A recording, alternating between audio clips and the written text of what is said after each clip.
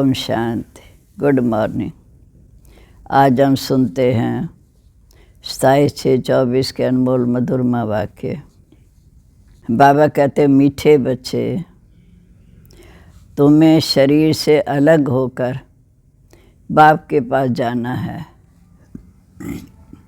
तुम शरीर को साथ नहीं ले जाएंगे, इसलिए शरीर को भूल आत्मा को देखो। मैं आत्मा हूँ।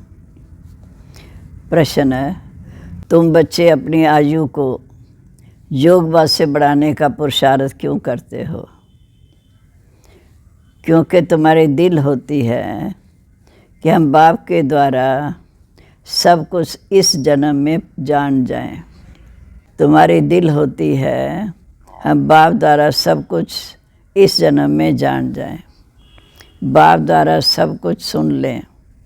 इसलिए तुम योगवाद से अपनी आयु बढ़ाने का पुरुषार्थ करते हो। अभी तुम्हें बाप से प्यार मिलता है, ऐसा प्यार सारे कलम में नहीं मिल सकता। बाकी जो शरीर छोड़कर चले गए उनके लिए कहेंगे ड्रामा, उनका इतना ही पाठ था। ओम शांति।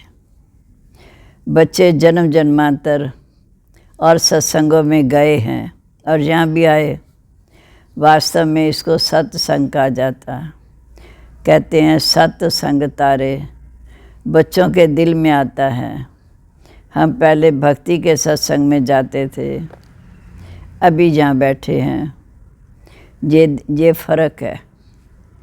पहले भक्ति मार्ग के सत्संग में जाते थे, अभी जहाँ बैठे हैं। रात दिन का फ़र्क है। जहाँ पहले तो बाप का प्यार मिलता है, फिर बाप को बच्चों का प्यार मिलता है। अभी इस जन्म में तुम्हारी चेंज हो रही है। तुम बच्चे समझ गए हो हम आत्मा है, ना कि शरीर। शरीर नहीं कहेगा हमारी आत्मा। आत्मा कह सकती है कि हमारा शरीर। अब बच्चे समझते हैं जन्म जन्मांतर तो साधु संत महात्मा आदि करते आए। आजकल फिर फैशन पड़ा है साईं बाबा, मेहर बाबा, वह भी सब जिस्मानी हो गए। जिस्मानी प्यार में सुख नहीं होता। अब तुम बच्चों को मिलता है रूहानी प्यार। रात दिन का फ़र्क है। जहाँ तुमको समझ मिली है वहाँ बिल्कुल बेसमझ थे। तुम अभी समझते हो कि इस समय बाबा स्वयं आकर हमें पढ़ाते हैं। वह सबका बाप है, मेल तथा फीमेल, हर एक अपने को आत्मा समझते हैं। बाबा बुलाते भी हैं मीठे बच्चे, तो बच्चे भी रिस्पॉन्ड करेंगे ना कि मीठे बाबा। बच्चे भी रिस्पॉन्ड करेंगे मीठे बाबा। बाप और बच्चों का मंगल मिलन मेला। बच्चे जानते हैं ये बाप और बच्चों का, आत्मा और परमात्मा का मिलन कलम में एक ही बार होता है। ये बाबा बाबा कहते रहेंगे। बाबा अक्षर बहुत मीठा है। बाबा कहने से ही वर्षा याद आएगा। तुम छोटे तो नहीं हो। बाप की समझ बच्चों को जल्दी पड़ती है। बाबा से क्या वर्षा मिलता है वह छोटा बच्चा तो समझ ना सके। बाप की समझ बच्चे को जल्दी पड़ती है। बाबा से क्या वर्षा मिलता छोटा बच्चा तो समझ ना सके। जहाँ तुम जानते हो कि हम बाबा के पास आए हैं। बाप कहते मीठे बच्चे, तो इसमें सब बच्चे आ गए, क्योंकि ये सब आत्माओं का पिता है। सब आत्माएं घर से आती हैं पाठ बजाने। कौन कब पाठ बजाने आते ये भी बुद्धि में है। सबके सेक्शन अलग अलग हैं। जहाँ से आते हैं फिर पिछाड़ी में सब अपने अपने सेक्शन में चले जाते हैं। शांति धाम में आत्माओं के सेक्शन बने हुए हैं। सब अपने सेक्शन में चले जाते हैं। ये भी ड्रामा में नूंद है। बाप किसी को भेजते नहीं हैं, ऑटोमेटिक ये ड्रामा बना हुआ है। हर एक अपने अपने धर्म में आते रहते हैं। बुद्ध का धर्म स्थापन हुआ नहीं है तो कोई उस धर्म का आएगा नहीं। पहले पहले सूर्यवंशी चंद्रवंशी आते हैं।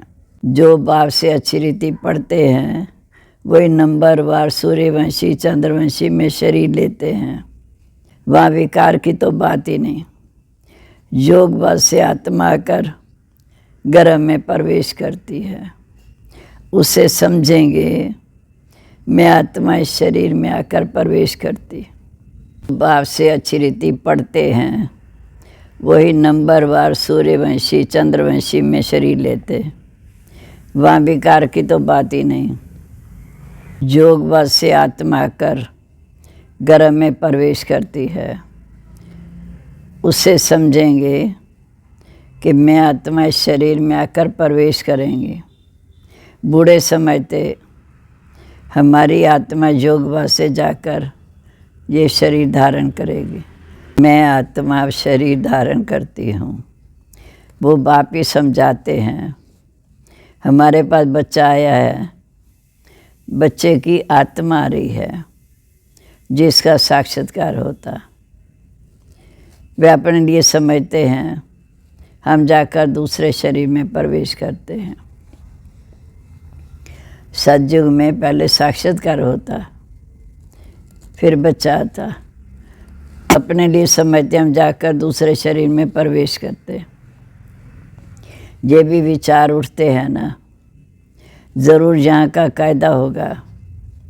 बच्चा किस आयु में आएगा वहाँ तो सब रेगुलर चलता है ना। वह तो आगे चल सब महसूस होगा, सब मालूम पड़ेगा। ऐसे तो नहीं कि 15-20 वर्ष में बच्चा पैदा होगा। जैसे जहाँ होता है वैसे वहाँ नहीं।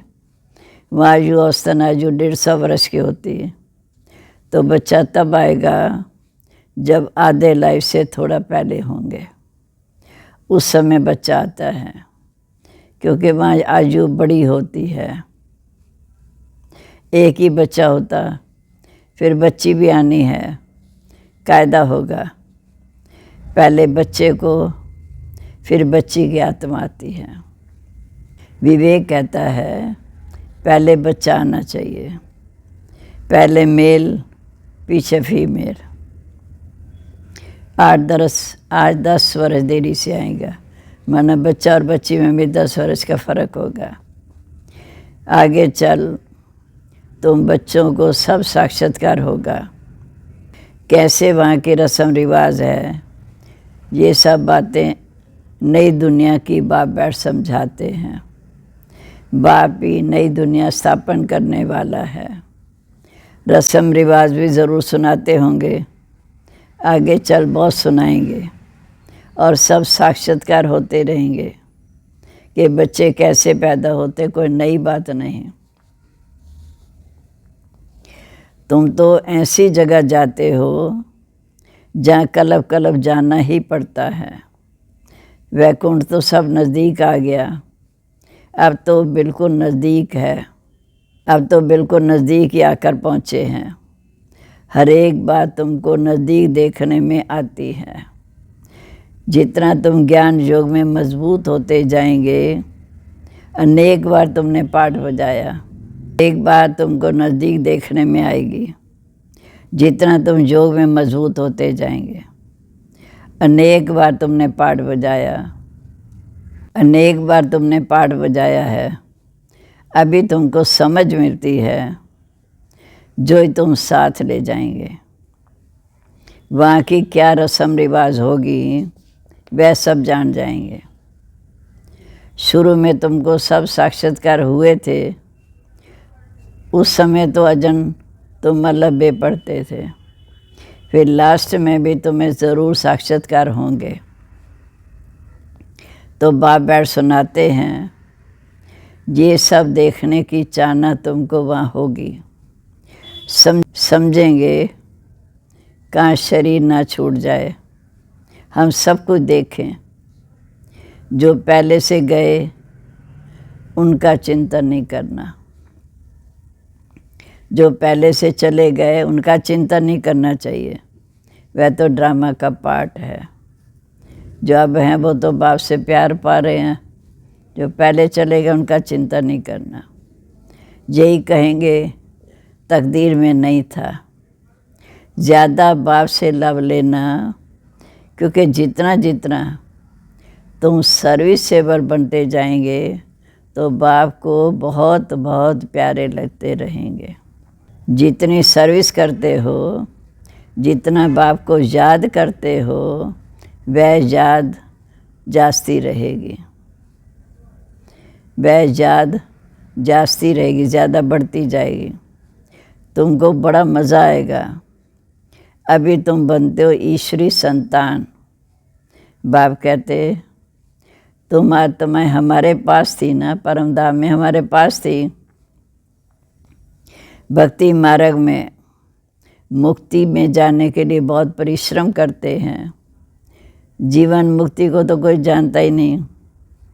ये बहुत लवली ज्ञान है, बहुत लव रहता है बाप से, क्योंकि बाप भी है, टीचर भी है, सतगुरु भी है।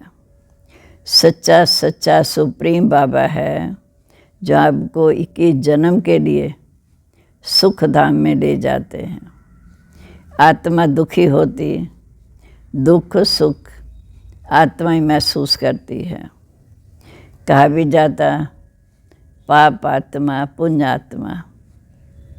कभी पाप शरीर पुण्य शरीर नहीं कहा जाता, पाप आत्मा पुण्य आत्मा। अभी बाप आए हैं हमको सभी को दुखों से छुड़ाने। अब तुम बच्चों को बेहद में जाना है, जिससे सब सुखी हो जाएंगे, सारी दुनिया सुखी हो जाएगी। ड्रामा में पार्ट है, उनको भी तुम समझ गए हो। तुम कितना खुशी में रहते हो। बाबा आया है हमें पावन बनाकर स्वर्ग में ले चलने के लिए, तो कितना खुशी का पारा चढ़ना चाहिए। हम सब आत्माओं को स्वर्ग में ले जाएंगे।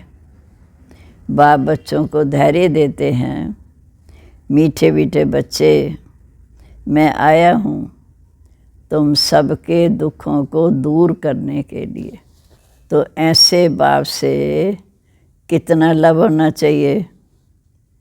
सभी संबंधों ने तुमको दुख दिया, क्योंकि ये है ही दुखदाई दुनिया। तुम दुखी होते, दुख की बातें सुनते आए हो। अब बाप सब बातें समझा रहे हैं।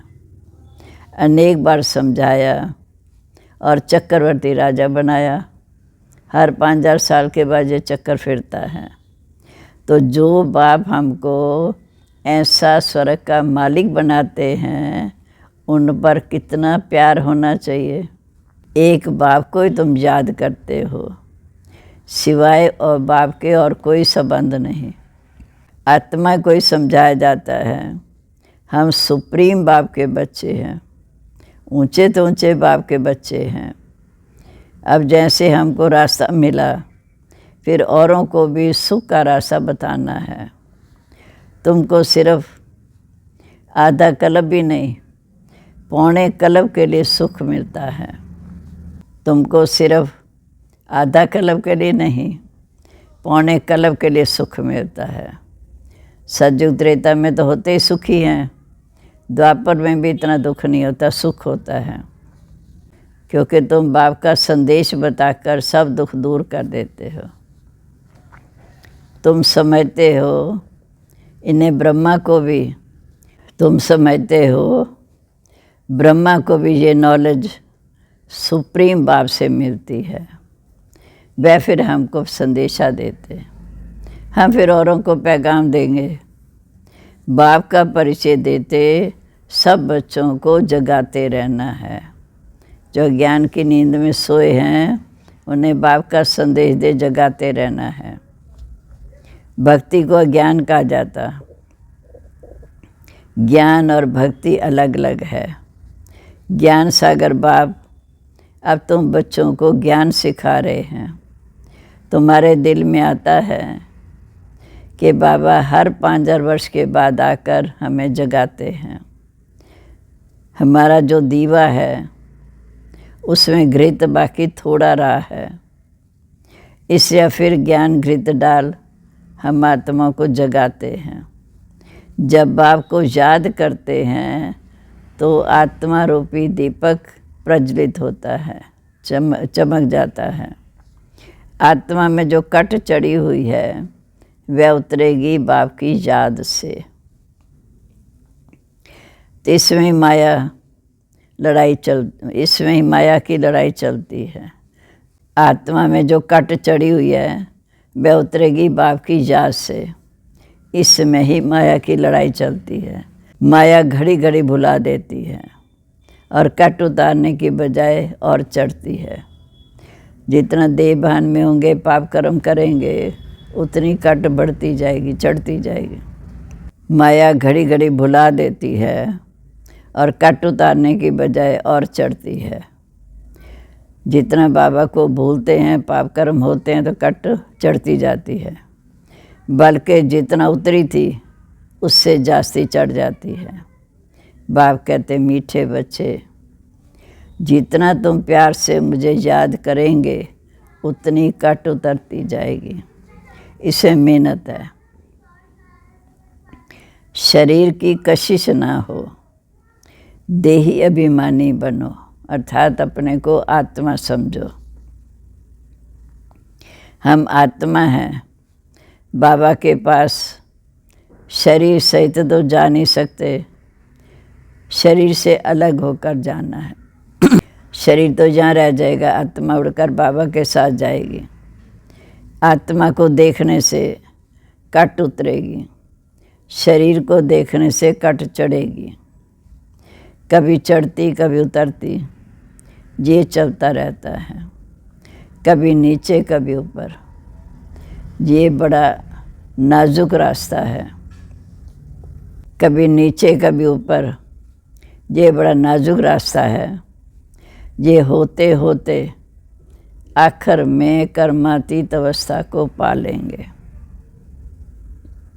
मुख्य हर बात में आंखें धोखा देती हैं, इसलिए शरीर को ना देखो। हमारी बुद्धि शांति धाम सुख धाम में लटकी हुई हो।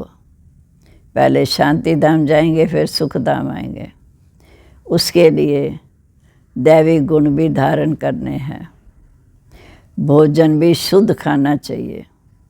देवताओं का पवित्र भोजन है। वैष्णव अक्षर विष्णु से निकला है। देवताएं कभी गंदी चीज़ नहीं खाते। विष्णु के मंदिर जिसमें नर नारायण कहते हैं, देवताएं कभी गंदी चीज़ थोड़ी खाते हैं। विष्णु का मंदिर है जिसको नर नारायण भी कहते हैं। अब लक्ष्मी नारायण तो शाकाहारी ठहरे, उनकी 4 भुजा होनी चाहिए, 2 लक्ष्मी 2 नारायण, परंतु भक्ति मार्ग में उनको भी 4 भुजा दी हैं। इसको कहा जाता बेहद का अज्ञान। समझते नहीं कि 4 भुजा वाला कोई मनुष्य हो नहीं सकता। सतयुग में 2 भुजा वाले होते हैं। ब्रह्मा को भी 2 भुजाएं। ब्रह्मा की बेटी सरस्वती, उनको फिर मिलाकर 4 भुजा दी हैं। अब सरस्वती कोई ब्रह्मा की स्त्री नहीं है, ये तो प्रजापिता ब्रह्मा की बेटी है, जिसका मतेश्वरी कहते हैं। ये ब्रह्मा की बेटी है, ना कि उसकी स्त्री। जितने बच्चे अडॉप्ट होते जाते हैं उतनी इनकी भुजाएं बढ़ती जाती हैं, अर्थात सेवा में सहयोगी बनती जाती हैं। ब्रह्मा की 108 भुजाएं होती हैं, विष्णु व शंकर की नहीं कहेंगे। ब्रह्मा की भुजाएं बहुत हैं, भक्ति मार्ग में तो कुछ भी नहीं। बाप आकर बच्चों को ये सब बातें समझाते हैं। तुम कहते हो बाबा ने आकर हमें समझदार बनाया है। मनुष्य कहते हम शिव के भक्त हैं। अच्छा, तुम शिव को क्या समझते हो? अभी तुम समझते हो कि शिव बाबा हम सब आत्माओं का बाप है, इसलिए हम उनकी पूजा करते हैं। मुख्य बात बाप कहते माँ में कम याद करो, मन मेरी याद में लगाओ। तुमने बुलाया भी है ना, हे पतित पावन आओ, आकर हमें पावन बनाओ। हे पतित पावन आओ, आकर हमें पावन बनाओ। सभी पुकारते रहते हैं, पतित पावन सीताराम। ये भी गाते रहते थे, ब्रह्मा बाबा भी गाते थे। बाबा को थोड़ी मालूम था कि बाप स्वयं आकर मेरे में प्रवेश करेंगे। ब्रह्मा बाबा को भी थोड़ी मालूम था कि शिव बाबा स्वयं आकर मेरे में प्रवेश करेंगे। कितना बड़ा डर है। कभी ख्याल में भी नहीं था। पहले तो वंडर खाते थे कि ये क्या हो गया। मैं जिसको देखता हूँ तो बैठे बैठे उनको कशिश होती है, ये क्या हो रहा है। ब्रह्मा बाबा कहते मैं जिसको देखता हूँ बैठे बैठे उसको भी कशिश होती है, ये क्या हो रहा है। शिव बाबा कशिश करते थे, खींचते थे। सामने बैठो तो दृष्टि पड़ते, ध्यान में चले जाते थे। आश्चर्य में पड़ गए ये क्या है। इन बातों को समझने के लिए एकांत चाहिए। एकांत में बैठकर विचार सागर मंथन करो कि ये क्या है। तब वैराग आने लगा, कहाँ जाऊँ। अच्छा, फिर बनारस जाता हूँ। ये उनकी कशिश थी जो इसको भी कराते थे। इतनी सारी कारोबार छोड़ कर गया, उन बेचारों को क्या पता कि बनारस में क्यों जाते हैं। फिर वहाँ जाकर बगीचे में बैठ तपस्या कर रहे हैं। वहाँ पेंसिल हाथ में उठाकर दीवारों पर चक्र बैठ निकाला। वहाँ पेंसिल हाथ में उठाकर दीवारों पर चक्र बैठ निकालते थे। बाबा क्या कराते थे कुछ नहीं पता पड़ता था। रात को नींद आ जाती थी, समझता था मैं कहीं उड़ गया हूँ। फिर जैसे जैसे नीचे आता था कुछ नहीं पता क्या हो रहा है। शुरू में कितने साक्षात्कार होते थे। बच्चियाँ बैठी बैठी ध्यान में चली जाती थी। तुमने बहुत कुछ देखा। तुम कहेंगे हमने देखा, जो हमने देखा सो तुमने नहीं देखा। साक्षात्कार वाले अपना सीन देख रहे हैं, जहाँ वाले अपना देख रहे हैं। तुम कहेंगे जो हमने देखा सो तुमने नहीं देखा। फिर पिछाड़ी में बाबा भी बहुत साक्षात्कार कराएंगे क्योंकि नज़दीक होते जाएंगे। अच्छा, मीठे मीठे सिके लदे बच्चों प्रेत, माता पिता बाप दादा का याद प्यार, गुड मॉर्निंग। रूहानी बाप की रूहानी बच्चों को नमस्ते। हम रूहानी बच्चों की रूहानी बाप दादा को नमस्ते। नमस्ते बाबा, गुड मॉर्निंग। शुक्रिया बाबा, शुक्रिया। कितना में नई दुनिया का साक्षात्कार कराए, पावन बनाकर साथ ले जाते हैं। अब है धारणा के लिए मुख्य सार। पहली पॉइंट, बाप का संदेश सुनाकर सबके दुख दूर करने हैं, सबको सुख का रास्ता बताना है, हदों से निकाल बेहद में जाना है। दूसरा, अंत में सब साक्षात्कार करने के लिए, बाप के प्यार की पालना के लिए ज्ञान योग में मजबूत रहना है। अंत में सब साक्षात्कार करने के लिए तथा बाप के प्यार की पालना लेने के लिए ज्ञान योग में मजबूत बनना है। दूसरों का चिंतन न कर योग बल से अपनी आयु बढ़ानी है। अब आज का वरदान। आज सतगुरुवार प्यारे बाबा का वरदान ही हाथ सिर पर अनुभव करते हुए अनुभव करेंगे। अलबेलेपन व टेंशन के अभिमान को छोड़, अलबेलेपन व टेंशन के अभिमान को छोड़, बाप की मदद के पात्र बनने वाले सहज पुरुषार्थी भव। अलबेलेपन व टेंशन के अभिमान को छोड़, बाप की मदद के पात्र बनने वाले सहज पुरुषार्थी भव। कई बच्चे हिम्मत रखने की बजाय अलबेलेपन के कारण अभिमान में आ जाते हैं कि हम तो सदा पात्र हैं ही, बाप हमें मदद नहीं करेगा तो किसको करेगा। इस अभिमान के कारण हिम्मत की विधि को भूल जाते हैं। दुनिया में फिर स्वयं पर अटेंशन देने का भी अभिमान रहता, जो मदद से वंचित कर देता है। समझते हैं हमने तो बहुत योग लगा लिया, ज्ञानी योगी तो आत्मा बन गए, सेवा की राजधानी बन गई। इस प्रकार के अभिमान को छोड़ हिम्मत के आधार पर मदद के पात्र बनो तो सहज पुरुषार्थी बन जाएंगे। बाबा की सेवा में मदद के पात्र बनो तो सहज पुरुषार्थी बन जाएंगे। स्लोगन है,